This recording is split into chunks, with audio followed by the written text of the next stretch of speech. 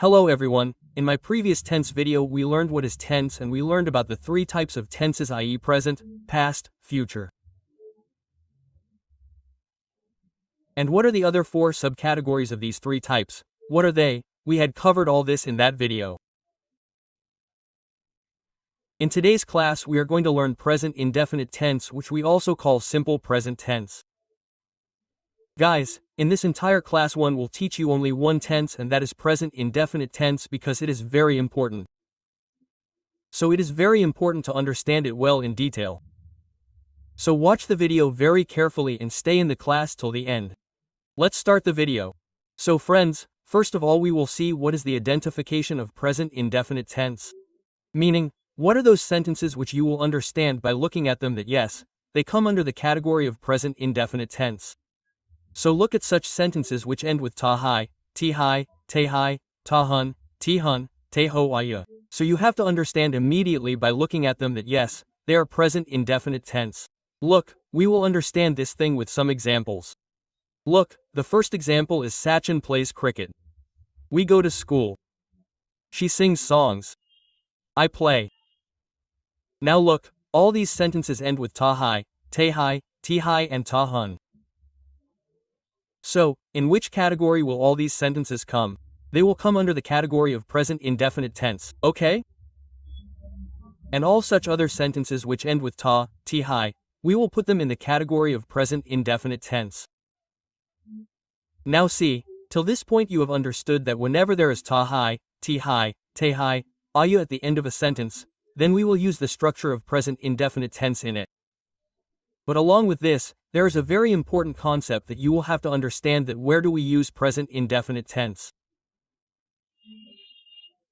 That means when to use present indefinite tense. See, we use present indefinite tense to tell habits, daily routine, universal truth and general facts. See, what does habit mean? Habit means habit. Like I drink coffee every morning. This is my habit. So, if you have to tell your habit to someone, then which tense will you use? Present indefinite tense. After this comes daily routine. Daily routine means the work that we do on daily basis. Like I wake up every morning. What is this? This is my daily routine. You people must also be waking up daily. This is your daily routine. If someone goes to school daily, then that is his daily routine. So to tell all these things also we will use present indefinite tense. After this comes universal truth. Universal truth is called universal truth in Hindi. That means the things which are same for all of us. It can be something for one and something else for the other. Like the sun rises from the east. This is the same for all of us. No one can say that the sun rises from the west or from the south. No, after this comes general fact. Like water boils at 100 degrees Celsius. So what is this? This is a fact. So whatever facts are there, universal truths, daily routines or habits, to tell all these things we will always use the present indefinite tense. Now further we will learn to make sentences in the present indefinite. See, in this video we will learn to make four types of sentences. First is affirmative sentences. Second comes negative sentences. Third is interrogative and fourth is negative interrogative. So guys, first of all let us see affirmative sentences. See, affirmative sentences are called positive sentences in Hindi. That means such sentences in which no is not used, and neither will we use question mark in them. Okay? So the rule of making affirmative sentences, i.e. the structure, is that first of all you have to use the subject. Then comes the first form of the verb with s or s, and then comes the object. See, this structure is so small, so simple. But the most difficult part here is where to use s or es and where not to. See, whenever your subject is she, it, or singular subject, what have I written in brackets? I have written 1 for your understanding. Singular means one. That means whenever your subject is one, then you will use s or s with the main verb there. Apart from these, whatever subjects you have such as I, we, you, they are any plural subjects, that is, two or more, in that case you will not use s or s with the first form of the verb. Now many people must have understood that yes, if our subject is plural, then we do not have to use ses, and if it is singular, then we will use any of s or s. But it is very important for you to understand that with which verb you should use s and with which verb you should use s. So see, there are some rules for using ses, there are some rules. We will see those rules later in this video. See, the first rule that comes in the rule of using s or s is that if the last letter of the verb, i.e. the main verb, is osxsh or ch, then use es instead of s. How? See, for example, go. What is the last letter in go? O. So that is why when we use s with go, it becomes goose. Similarly, tax. The last letter in tax is x. So we will use es and it will become taxes watch. In watch also the last letter is ch, so we use s. In pass the last letter is s. So here also we will use s. See, in wash also there is sh in the last, so we use s. And in teach also there is ch in the last. So we will use s. So in this way go becomes goose. Tax becomes taxes. Watch becomes watches. Pass becomes passes, wash becomes washes, and teach becomes teaches.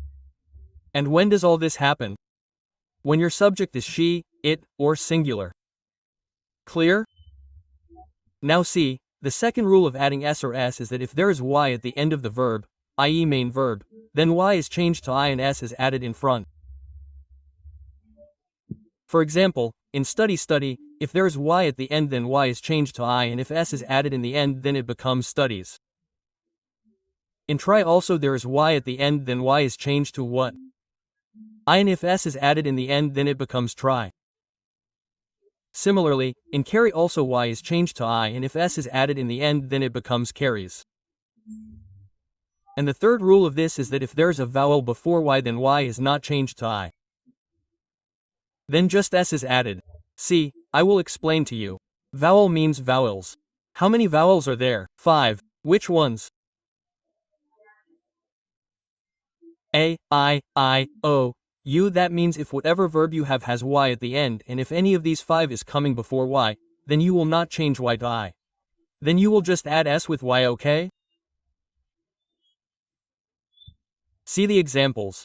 Like play. Play has y at the end, but what is coming before y here? Vowel means a vowel. So if we simply add s after y, then it becomes place. Similarly, see in buy also, there is y at the end but there is a vowel before y, so if we just add s, then it becomes bias. And see in ob also, there is y at the end but what is before y? A vowel. So if we just add s here, then it becomes obese. Okay? So now we will learn to make affirmative sentences. See the structure. I told you earlier that the first form of the verb will be used with the subject and s or s will be used with the first form of the verb. If your subject is singular then your object will come after that. See, we will understand this thing with examples. The first example is we play cricket. So what is your subject here? We. That means your subject is more than one. That means this subject is plural. So here we will not use s or s with the first form of the verb. So we will simply say we play cricket. Here we are your subject. Play is the first form of your verb and cricket is your object. Now see the second example. Radha goes to school. So what is the subject in this whole sentence? Radha. And I told you that whenever our subject is one, we will use ses with the first form of the verb. So here our subject is singular subject. Only Radha is being talked about. So we will use ses. So we will say Radha goes to school. Because the English word for going is go. Because Radha is a singular subject, that is why we have used s here. Okay? See another example. My sister plays football. See, what is the English word for play? Play. Because here our subject is singular. My sister means we are talking about one sister. So that is why we will use s with play. So we will say my sister plays football. Now here if I say my sisters play football. So what is the subject here?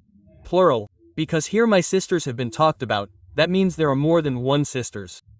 So that is why our subject is plural here. And whenever our subject is more than one, then we do not use s or s. So we will say my sisters play football. Now we will learn to make negative sentences. See, negative sentences are called negative sentences in Hindi. That means such sentences in which we use nahi. So the structure of making negative sentences is that we will first put the subject. Then we will put do or does. After that not, and after that the first form of the verb, then the object. Now see here guys, even if our subject is singular, we will not put s. Why? Because here, see, we already have s in do does. That is why we will not put s with the first form of the verb. Now a question arises here that with whom should we use do and with whom should we use does? So let's see this as well. See where to use do does? For this I will tell you a very good trick. If you relate to it, then you will be able to understand this thing very well. See what we have learned till now, that whenever our subject is he, she, it or singular, then we will put s or s there. This is what we have learned, right? Now use your mind a little and think in which of do and is, s or s is coming. See, it is common sense that in dis, s is coming at the end. It means that whenever our subject is he, she, it or singular, then we will use does. And apart from this, we will use do with all your subjects like I, we, you, they are plural subjects. We will understand with an example. See, Radha does not go to school. Now, in this, what kind of Radha is our subject? Singular. So we use does with singular subject. So we will use does. So we will say Radha does not go to school. Not will come after does because it is a negative sentence, and after not, we will directly use the first form of the verb. Remember that even though your subject will be singular, ses will not come with the first form of the verb here because we have used des here. See the second example. They do not go to school. Now what kind of subject is our subject in this sentence? Plural. And whenever our subject is plural, we use do with the plural subject. So we will say, they do not go to school. Now, next we will learn to make interrogative sentences. See, before understanding their structure, you have to understand the concept. Now see, interrogative sentences are of two types. First, those whose answer you can give only in yes or no. Like, do you play? Does Sita write? Do we study? Look at all these questions. You can answer them only in yes or no. So the structure of making them is that you have to first write do or does. Then you will put the subject. After that the first form of the verb and then the object, and at the end it is most important to put a question mark. See the example, do you study? Now what is our subject in this sentence? You. And I told you that whenever our subject is I, we, you, they, then we will use do. So we will first write do. Then we will write you. Our subject is you. And after that the first form of the verb in English for reading is read. So the sentence will become do you read? At the end we will put a question mark. See another example. Does he go to school? Now see in this sentence how is our subject? It is singular. So with singular subject we use does. So we will say does he go to school? First we put does. Then we put the subject i.e. hi and then the first form of the verb i.e. go. And whatever comes after that is our object. This is the first type. Now the second type is of wa family. That is, the one whose answer you cannot give only in yes or no. You will have to speak the complete sentence. Like what does Ram play? Where do you live? Look at these sentences. You cannot answer them only in yes or no. You will have to tell what does Ram play? You will have to tell where you live.